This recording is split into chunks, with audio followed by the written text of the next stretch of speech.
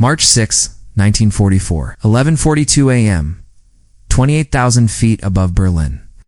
Oberleutnant Franz Stigler banks his Bf-109 G6 into a lazy turn, scanning the contrails streaking white against the frozen sky. The American bomber formation is already turning back what's left of it anyway. Black smoke trails mark where flying fortresses used to be.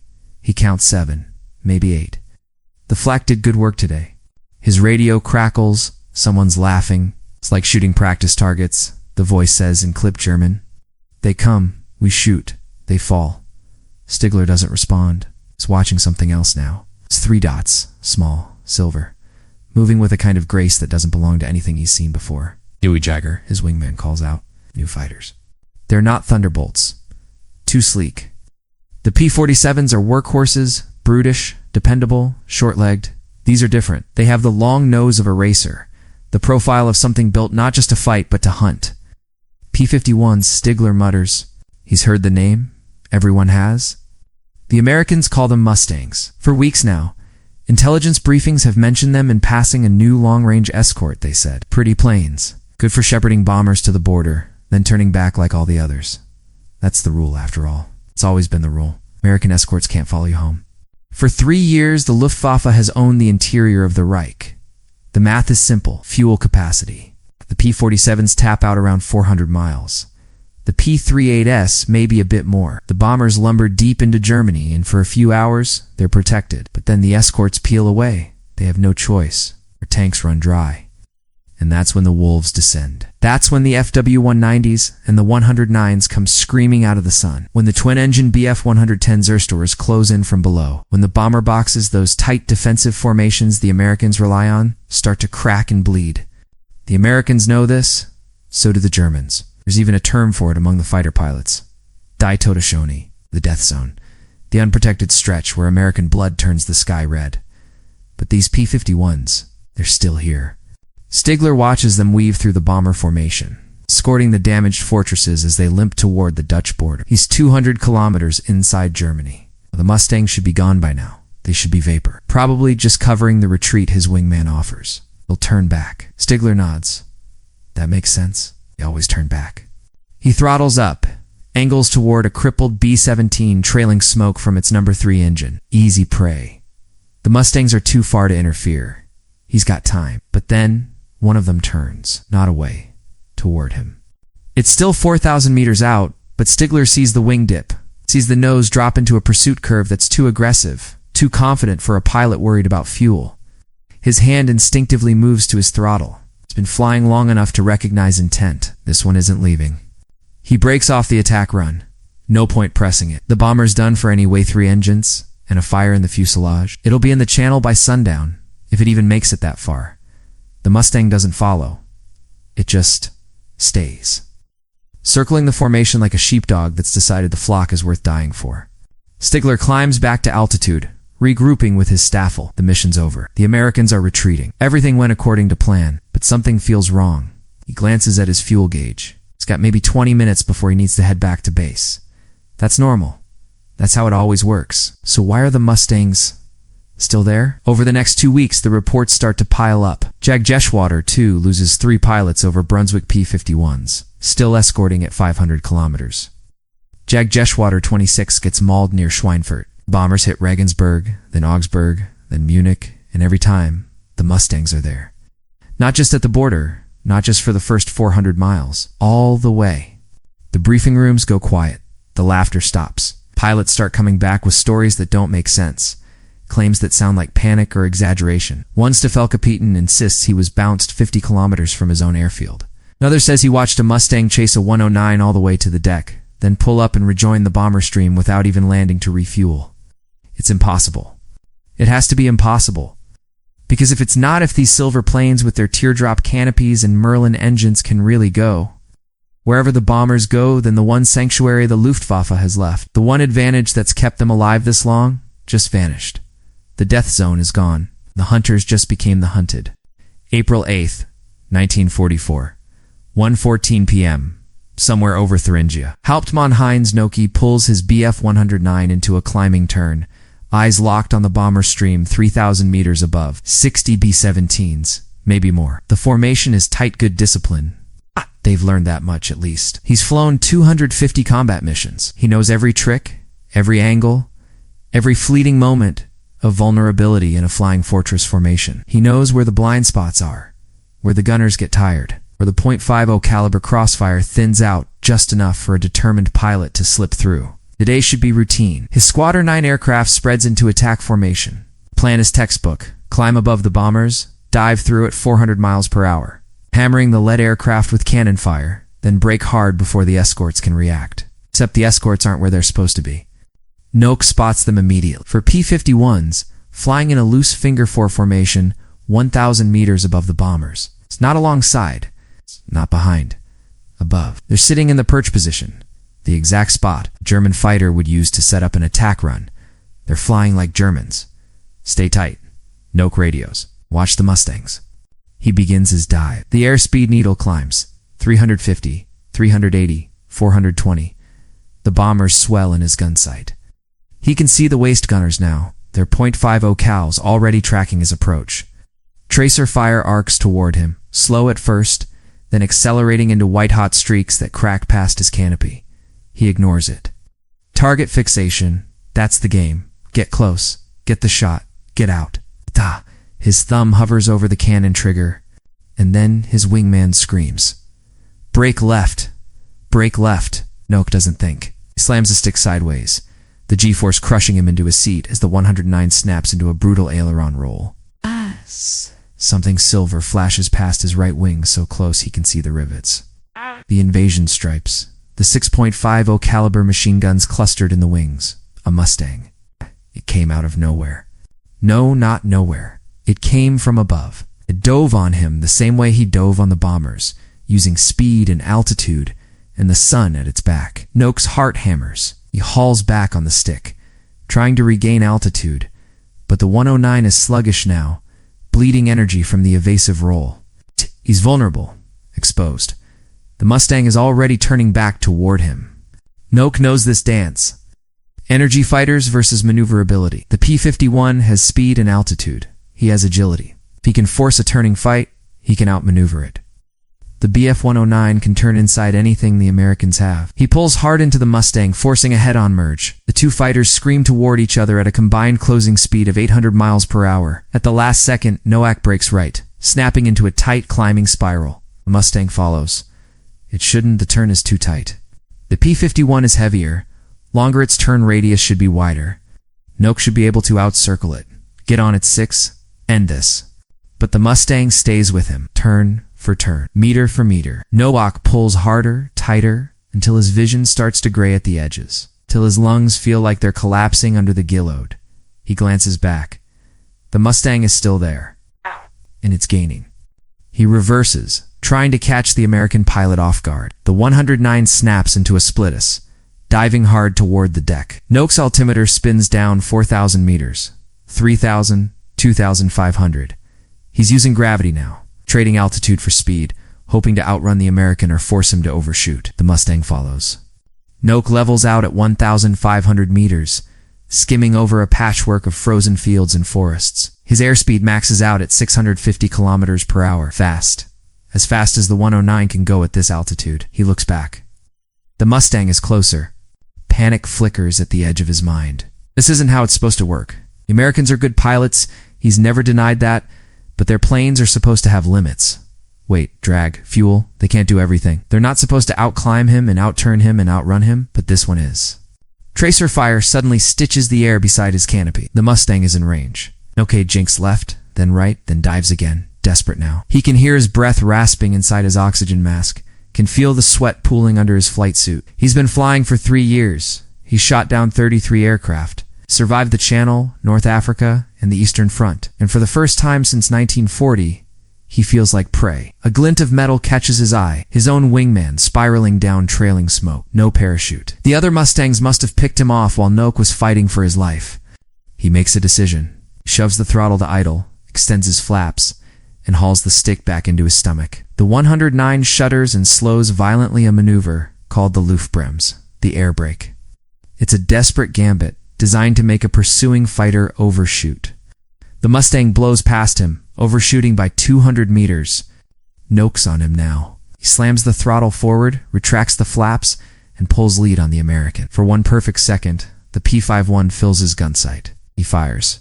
His 20mm cannon roars. Shells streak toward the Mustang. Sees impact sparks dancing along the wing root, a chunk of aluminum peeling away from the fuselage. But the Mustang doesn't break apart, doesn't even slow down. It just rolls inverted and pulls through into a vertical climb, an impossible maneuver for a damaged aircraft. Noak tries to follow, but the 109 is out of energy. His nose drops, stalls, and the Mustang is above him again. Noak doesn't wait, kicks the rudder hard, throws the stick forward, and dives for the deck, heading northeast at full throttle. Doesn't look back. He doesn't fight. He runs. 10 kilometers from his airfield, the Mustang finally breaks off. Noak lands with his hands shaking, his fuel gauge nearly empty. The ground crew rushes toward him, but he waves them off. Climbs out of the cockpit, pulls off his helmet, and just stands there for a moment, staring at the sky. Behind him, another pilot, Lance Loynet Schroeder, one of the new replacements. The kid's pale, his eyes wide. "What happened up there?"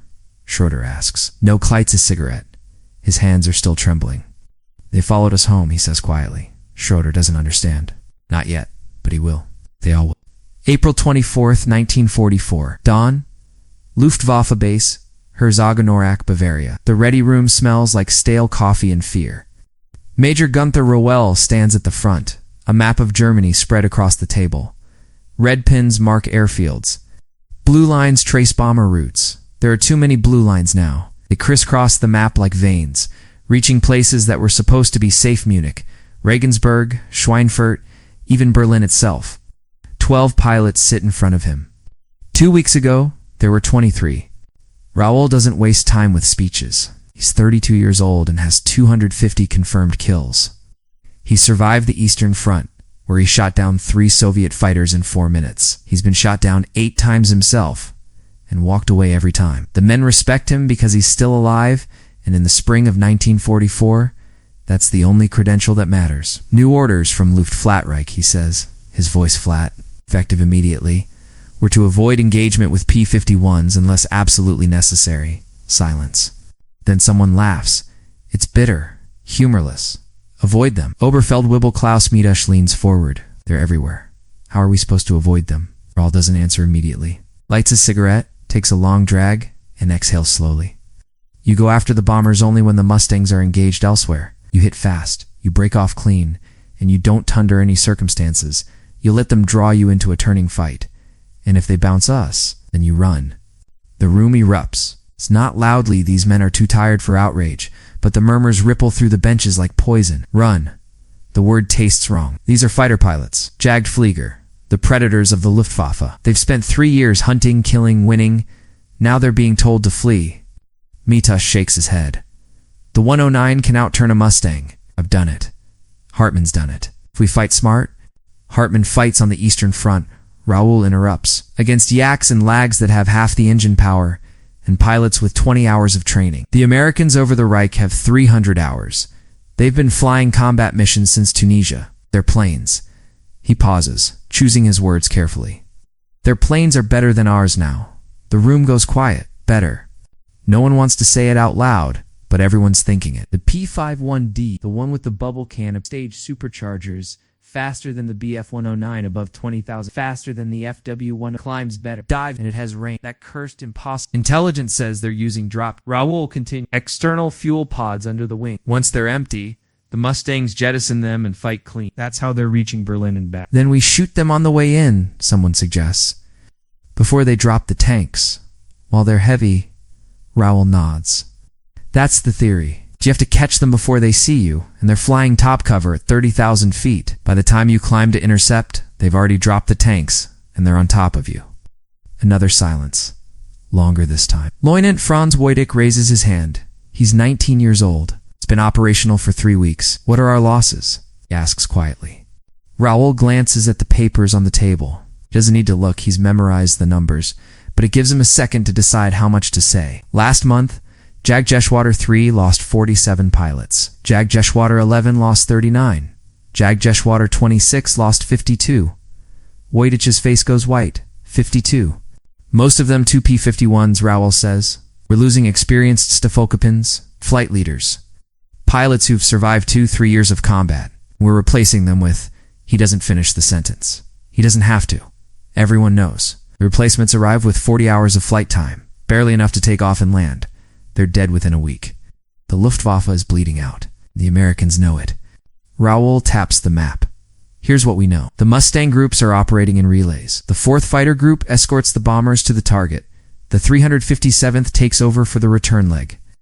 The 352nd flies high cover looking for us. They're coordinating using radio discipline, altitude separation, mutual support. This isn't random. It's doctrine. What about the jets, Mitush asks. The 262s? When do we get those? Someday, Raoul says. Not today. The Me-262 is supposed to be the answer. Twin-engine jet fighter that can outrun anything in the sky. But there are only a handful of prototypes, and half of them are grounded with engine failures. Even if production ramps up, it'll be months before they're operational. Maybe longer. The men don't have months. Raoul stubs out his cigarette. Here's the mission. The Americans are hitting Friedrichshafen aircraft factories. Here, our job is to intercept the second wave at 1300 hours over Lake Constance. Jagdgeschwader 27 will engage from the south. We'll come in from the east, targeting stragglers. We stay below 15,000 feet until we're in position. We hit hard, we break clean, and if the Mustangs dive on us, we run for the deck and head for the nearest airfield. And if they follow us to the deck, Raoul looks at him. Then you hope your aircraft is faster than theirs, or that you're a better pilot, or that God is feeling generous. No one laughs. At 12:47 hours, Raoul's squadron climbs through broken clouds over the Bavarian Alps. The day is clear, painfully bright. Too bright, no place to hide. The bombers appear first 3 boxes of B-24 Liberators. Their olive-drab fuselages stark against the blue sky. Raoul counts 48 aircraft. That means roughly 480 crewmen, nearly 200 tons of bombs. And circling above them, like sharks, the Mustangs. Raoul counts 16, maybe more. They're stepped up in altitude, some at 25,000 feet, others at 28,000, a few even higher. They're not flying formation. They're prowling, weaving, waiting. Stay low, Raoul orders. We go for the stragglers only. His squadron skirts the edge of the formation, looking for a cripple, a stray, anything vulnerable. They find one to be 24 trailing smoke from its number 2 engine, falling behind the main group. Raoul lines up the shot. He's 800 meters out, closing fast. The bomber's tail gunner opens fire, but the rounds fall short. Raoul's finger tightens on the trigger, and then the radio explodes with voices. Mustangs. High 6. Raoul's head snaps up. 3 P-51s are diving, already supersonic, their silver wings glinting like knives. He doesn't think, he just breaks. The squadron scatters. Every man for himself. The Mustangs slice through them like wolves through sheep. Raoul sees Wojtek, the 19-year-old Pool, into a desperate climbing turn. The 19's canopy shatters. The aircraft rolls inverted and spins toward the Alps below. No parachute. Dives for the deck, his engines screaming. Behind him, 2 more aircraft are falling. He doesn't know who. He doesn't have time to care. He levels out at 500 feet, racing over forests and farmland at full throttle. His fuel gauge is dropping fast. His hands ache from gripping the stick. A shadow crosses over him. He looks up. It's a Mustang 200 meters above, matching his speed, just watching. The American could kill him. Easily. 1 dive, 1 burst, and Raoul would be a crater in a Bavarian field. But the Mustang doesn't fire. It just stays there, a silent reminder. We can go wherever you go. Can stay as long as you can, and whenever we want, we can end you. After 30 seconds, 30 eternal seconds, the Mustang pulls up and disappears. Raoul lands at Herzogenrath, with his fuel tanks nearly dry. He climbs out of the cockpit and collapses against the wing, his legs shaking. 4 aircraft return. 12 took off. May 11th, 1944. Recklinlers Airfield, 90 kilometers north of Berlin. General Major Adolf Galland stands in front of a chalkboard, a cigarette burning between his fingers.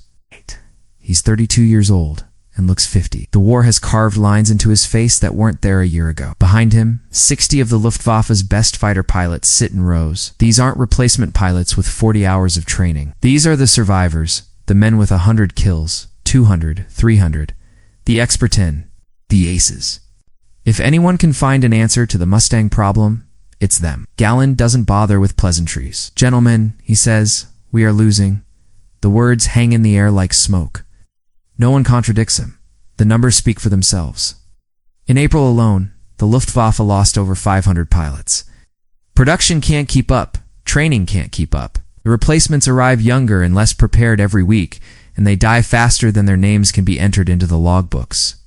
The P-51 Galland continues, has changed the nature of this air war. For 2 years, we controlled the interior of the Reich. We dictated when and where we fought. That advantage is gone. He taps the chalkboard. Now, we fight on their terms. And their terms are designed to kill us. He draws a diagram, a simple representation of a bomber formation with fighter escorts above, beside, and below. The Americans have learned from their mistakes. They no longer bunch their escorts around the bombers like a shield. Instead, they position the Mustangs in layers. Top cover at 30,000 feet, looking for us. Mid-level escort at 25,000 feet, protecting the flanks, and close escort at bomber altitude, ready to engage if we break through. What if we come in from below? Someone asks. Stay low. Use the ground clutter. Galland shakes his head. They've thought of that. The Americans have P-47s flying low-level sweeps, hunting for stragglers and ground targets. You try to hide on the deck, you run into Thunderbolts. You climb to altitude, you run into Mustangs. Then we use numbers. Hauptmann, Emil Lang suggests. He's flown over 400 missions. He knows what works. Mass formations. 50, 60 fighters hitting the bombers from multiple angles at once. The escorts can't be everywhere. Good theory, Galland says. I tried it last week. Jagdgeschwader 1 assembled 74 aircraft for a coordinated strike on a formation over Osnabrück. The Mustangs saw them forming up and attacked during the climb. 32 of our fighters were shot down before they even reached the bombers. The room goes quiet. The Americans aren't stupid, Galland continues. They know we need altitude to attack, so they patrol the climb corridors. They wait for us to group up, and then they bounce us while we're still gaining energy. By the time we reach attack altitude, we're scattered, we're defensive, and half our formation is gone. So what do? Someone asks. The voice is young, frustrated. Galland takes a long drag from his cigarette and exhales slowly. We adapt. He pulls down a chart, shows performance data speed, climb rate, turn radius, service ceiling, BF-109 G6 versus P-51D. Here's what we know. The Mustang is faster than us, above 20,000 feet. It has better high-altitude performance thanks to its two-stage supercharger. It has longer range, obviously. In a dive, it's untouchable. He pauses, letting that sink in. But it's not invincible. It's below 15,000 feet. The 109 is competitive. Our roll rate is better at all altitudes. And in a sustained horizontal turn, we can still outmaneuver them, if the pilot knows what he's doing. Major Gerhard Barkhorn leans forward. He has 250 kills, most of them on the Eastern Front. You're saying we need to force them into turning fights? I'm saying we need to fight smart, Galland replies. No more diving through bomber formations and hoping to survive. No more lone wolf attacks. From now on, we operate in pairs-rot formations. One pilot engages, the other covers. You never ever get separated from your wingman. He writes on the chalkboard, dictate the fight. The Americans have an advantage in energy. They can dive on us, climb away, reset, and dive again. If we let them fight their fight, we lose, so we don't let them. We force them to maneuver. We bait them into turning, into bleeding speed, into making mistakes. And if they don't take the bait, someone asks, Galland's expression hardens, then you disengage. You live to fight another day, because dead pilots don't win wars. He flips to another chart, this one showing loss rates. Here's the reality. Right now, for every American fighter we shoot down, we lose 4 of ours. That ratio is unsustainable. If it continues, the Luftwaffe will cease to exist as an effective force by aught. The number hits like a punch, 4-1. But Galland continues, if we can improve that ratio, if we can make it 2-1, or even 3-1, we buy time. Time for the jets to enter service. Time for production to catch up. Time for something to change. Major Heinzbohr raises his hand. He's one of the Luftwaffe's top aces, with over 200 kills. What about using the sun? Altitude? The old tactics? Still valid, Galland says. What harder to execute?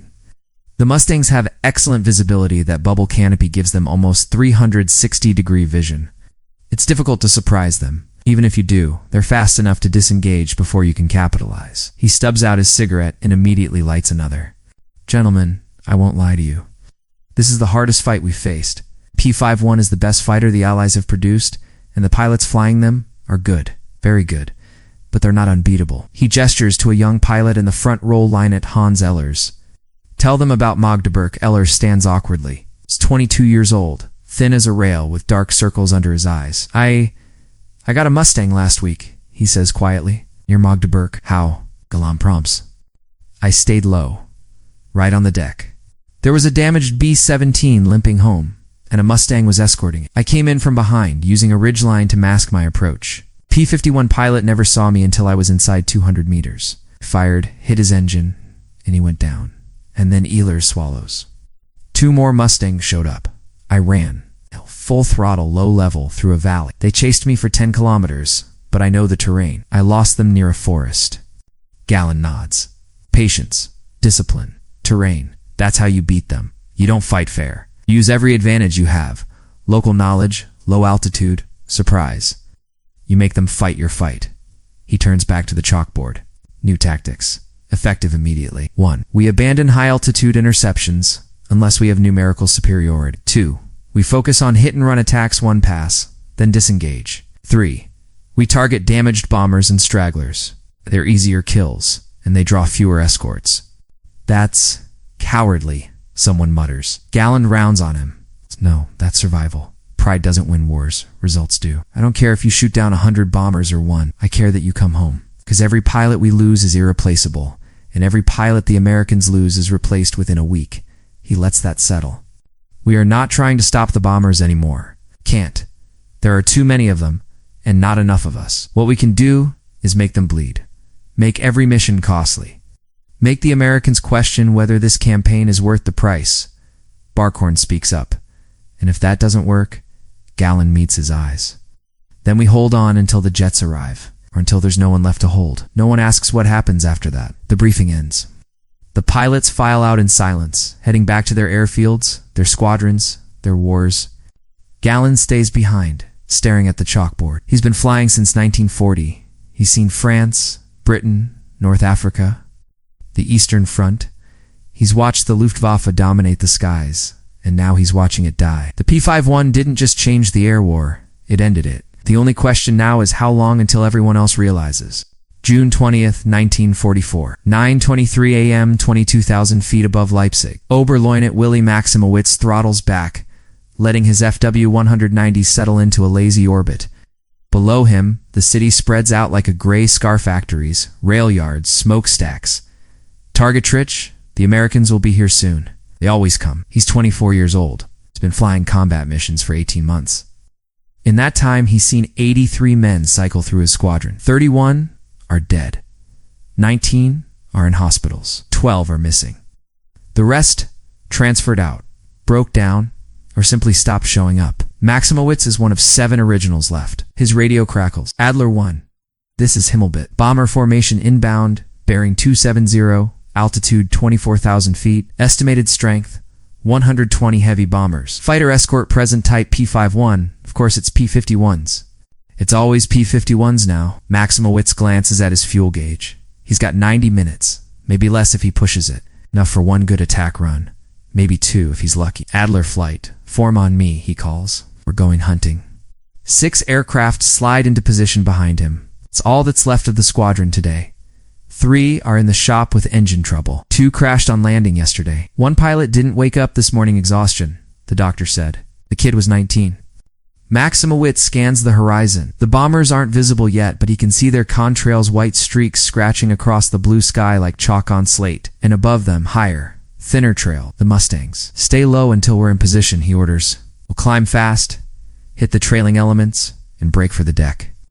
No extended engagements. Understood, his wingman replies. Feldwebel Otto Schmidt, 20 years old. 43 missions. Good kid. Solid pilot. Maximowitz hopes he lives through the day. They stay at 15,000 feet, hugging the sunline, waiting for the formation to pass overhead. The bombers come into view B-17s this time, flying in tight combat boxes. He counts 4 boxes, 48 aircraft. That's nearly 500 men up there, and every single one of them is trying to destroy his country. Pushes the thought away. You can't think about the men. You think about the machines. Aluminum and steel, numbers and targets. Otherwise, you go insane. Climbing now, Maximowitz called. The FW-190s claw for altitude, their engines roaring. Maximowitz watches his airspeed bleed off as the nose pitches up 380 kilometers per hour. 350, 320. Climbing is always the dangerous part. You're slow, predictable, vulnerable. He reaches 23,000 feet and levels out, scanning for threats.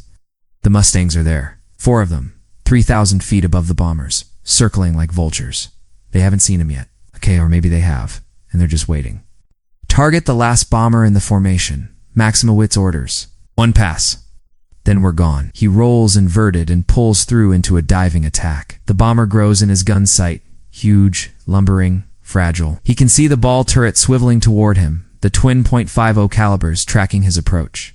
He fires. His 4 20mm cannons roar, the recoil shuddering through the airframe. Shells walk across the bomber's right wing, punching through aluminum like paper. Fuel sprays. Something ignites. The B-17's wing crumples, folding upward at an impossible angle. The aircraft rolls onto its back and begins to fall. Maximowitz doesn't watch. He's already pulling out of the dive, his GCU crushing his legs as the forces slam him into his seat. His vision tunnels. He grunts, forcing blood back to his brain. Adler 3 is hit. Someone screams over the radio. Maximowitz looks back. Feldable Krause's 190 is trailing smoke. A Mustang latched onto his 6 like a leech. Krause is trying to brake, but the Mustang matches him turn for turn, firing in short, precise bursts. Brake right, Krause. Brake, the 190 explodes, just disintegrates. 1 second it's there. The next it's a cloud of debris tumbling toward the earth. No parachute. Adler flight, disengage. Maximowitz shouts, get to the deck. Now. But the Mustangs are already on them. 2 silver fighters drop out of the sun, their guns blazing. Tracer fire stitches through Adler 5 Lieutenant. Becker and his aircraft noses over into a terminal dive. Maximowitz shoves the stick forward, diving hard. The altimeter spins. 20,000 feet, 18,000, 15,000. His airspeed climbs past 700 kilometers per hour. The 190 is built for this heavy, solid, fast in a dive. But the Mustangs are faster. He hauls back on the stick at 8,000 feet, pulling out in a punishing arc that grazes vision and makes his spine scream. He levels out at 2,000 feet, skimming over farmland and villages. A shadow crosses over him. He doesn't have to look. He knows what it is. The Mustang doesn't fire. Not yet. It just sits there, 500 meters behind, matching his every move. Maximowitz tries to shake it. He jinks left, then right, then pulls into a climbing turn. The Mustang follows effortlessly, like it's tied to him with string. His fuel gauge is dropping fast. He's got maybe 20 minutes before he's running on fumes. The Mustang has hours. Maximowitz makes a decision. He's not going to outrun it. He's not going to outclimb it. So he's going to outturn it. He yanks the stick hard left and pulls into the tightest turn the 190 can manage. The G-forces crush him. His airspeed bleeds off 400, 350, 300. He's on the edge of a stall, his wings shuddering, but he holds the turn. Maximowitz's heart sinks. The American pilot is good. He's not overcommitting, not letting himself get slow. He's patient, controlled, just waiting for Maximowitz to make a mistake. So Maximowitz gives him. He lets his turn widen, just slightly, as if he's running out of energy. The Mustang tightens its radius, closing the gap, moving into firing position. And Maximowitz slams the throttle to idle, pops his flaps, and stands the 190 on its tail. The fighter decelerates violently from 300 kilometers per hour to 180 in less than 2 seconds. Maximowitz retracts the flaps, shoves the throttle forward, and pulls lead on the American. For one perfect moment, the Mustang fills his gun sight. He fires. Cannon shells hammer into the PFT-1's fuselage. Chunks of metal peel away. Smoke streams from the engine cowling, but the Mustang doesn't fall. It rolls hard, diving for the deck, and disappears into a cloud bank. Maximowitz doesn't follow. He's out of ammunition, low on fuel, and alone. He turns northeast, toward his airfield, and prays he makes it. He lands at Leipzig-Mako 17 minutes later with his fuel tanks bone dry. The ground crew rushes toward him, but he waves them off. He just sits in the cockpit for a moment, hands trembling, staring at nothing. The 2 aircraft returned from the mission. 7 took off. That night, in the officers' mess, Maximowitz sits with Otto Schmidt, the only other survivor. They don't talk. There's nothing to say. They just drink watery ersatz coffee and stare at the empty chairs. A clerk enters with a clipboard. Oberleutnant Maximowitz. He looks up. Mission report, sir. You're credited with 1B-17 destroyed. Maximowitz nods numbly. And the clerk hesitates. Intelligence has confirmed that 5 more squadrons encountered heavy resistance today.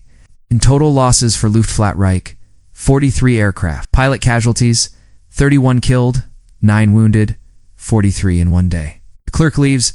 Maximowitz stares at his coffee. We can't keep this up, Schmidt says quietly. Maximowitz doesn't answer, because he knows.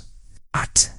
They all know. The Luftwaffe isn't losing the air war. It already lost it. They're just dying now, day by day, mission by mission, until there's no one left. The P-51 didn't just follow them home. It became their home, their sky, their graveyard. Somewhere over the Reich, a formation of silver fighter circles, waiting for tomorrow's mission. And tomorrow, it will happen again.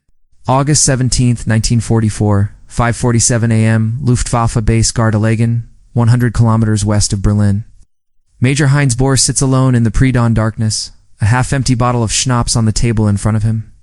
He hasn't slept. He's not sure he remembers how. He's 25 years old and has 204 confirmed kills. On the Eastern Front, they called him the Ace of Aces. In North Africa, the British put a bounty on his head. He's been shot down 18 times and walked away from every crash. He's survived longer than men twice his age. But tonight, for the first time since 1940, Heinz Bohr is afraid, not of dying. He made peace with that years ago, afraid of what comes after. The door creaks open. General Mager, Adolf Galland, steps inside, his uniform rumpled, his face gaunt. He looks at the bottle, then at Bohr, and says nothing. He just pulls up a chair and sits.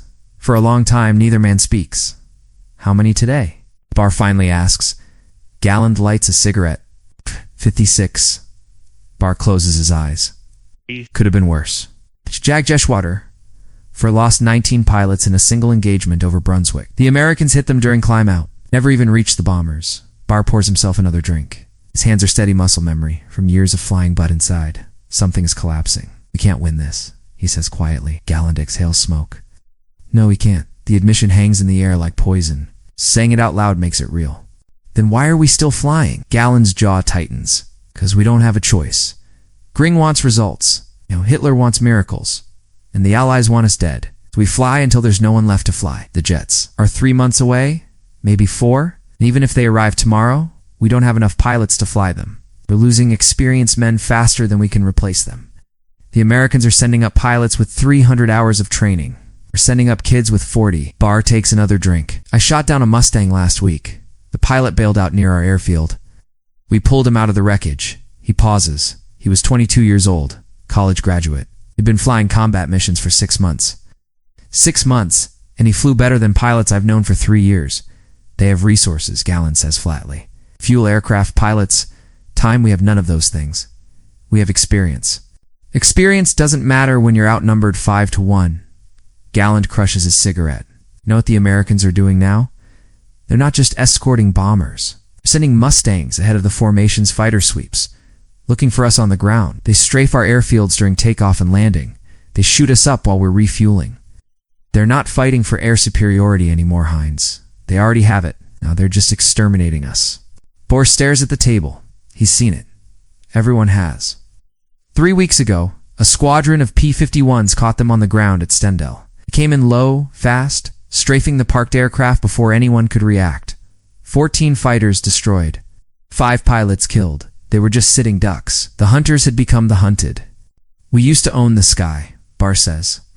We used to decide when we fought, where we fought. We could climb above them, dive through them, disappear into the clouds. Now we can't even take off without wondering if a Mustang is waiting. Galland nods slowly. The P-51 broke us. Not because it's faster or better armed, because it changed the rules. For 3 years, the Americans couldn't reach us. We were safe behind our own borders. We could rest, refit, rebuild. That's gone now. There's nowhere to hide, nowhere to recover. Fight every day until we die, or until we surrender. Galland's eyes harden. They'll say that. Not even here. But they're both thinking it. Surrender. The unthinkable word. The impossible option. And yet, how long? Bauer asks. How long until there's no Luftwaffe left? Galland doesn't answer immediately. He lights another cigarette, his hands steady despite everything. At current loss rates. 6 months? Maybe less. We're losing 400 pilots a month. We're producing 150 replacements.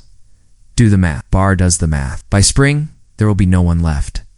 The door opens again. A young officer steps inside, barely 20 years old, his uniform too new, his face too pale. Sir, the mission briefing. Cancel it, Galland says. The officer blinks. Sir, you heard me.